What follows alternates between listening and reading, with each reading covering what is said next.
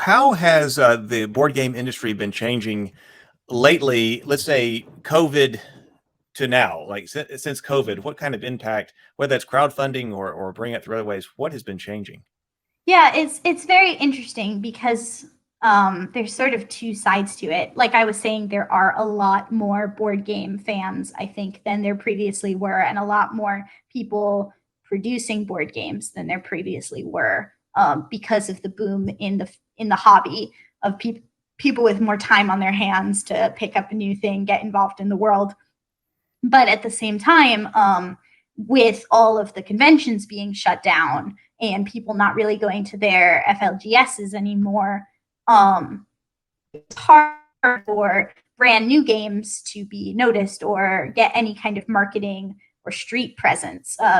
Normally, there would be a lot of like launch events or this game just came out at this con, so everyone's flooding over and being like, oh, a lot of word of mouth generated due to that. But without all of that infrastructure for picking up new games and getting them sort of talked about, it was very difficult to find a way to replace that in normal marketing, or sell them directly to consumers. So we saw quite a bit of drop off in sales of our smaller titles. So not stuff like Aeon's End or Terraforming Mars that had such a dedicated fan base that people are like, oh, we know we love this game. We know we're super bored and we're stuck inside. We're going to definitely back the new Kickstarter for these. That was sort of its own marketing. So that shot up actually. But then all the games that didn't have all the marketing of a Kickstarter and all the presence of an existing audience, they fell off and they couldn't break through the noise, and nobody wanted to take a risk on buying a game that they really hadn't heard anything about and hadn't already known that they like. So we transitioned away from signing games with independent designers, focused on internal design. So up until that point, my job had been more the side of sign a game from a designer and do the development on it, as we talked about all the way at the beginning. It changed from doing development on someone else's games to designing our own games in-house. And that's when we made the new Aeon's End. At the same time, we were making Terraforming Mars Ares Expedition. We were making Astro Knights, which is an Aeon's End sort of spin-off game. All of these games that we're like, well, we know we have the audience, and that's the only kind of game that's making us money right now. So we're going to do everything in-house on our titles.